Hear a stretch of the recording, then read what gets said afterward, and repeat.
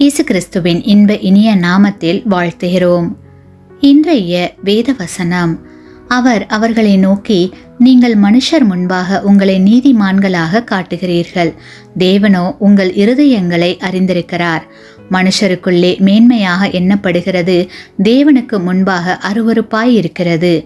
லூக்கா 16ஆம் அதிகாரம் 15ஆம் வசனம். Today's Bible verse. And he said to them, You are those who justify yourselves before men, but God knows your hearts. For what is highly esteemed among men is an abomination in the sight of God. Luke chapter 16 verse 15.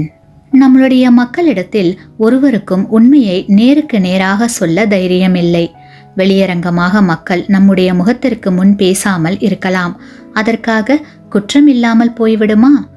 தேவனுக்கு முன்பாக நாம் எங்கே இருக்கிறோம் என்று நம்மை நாமே நாம் ஆராய்ந்து பார்க்க வேண்டும்.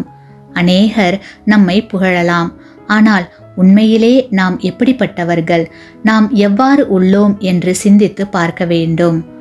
ஒருவரிடத்தில் நாம் குற்றம் கண்டுபிடிப்பதற்கு முன்னால் மற்றவர்கள் நம்மிடத்தில் குற்றம் காணாதிருத்தல் நல்லது.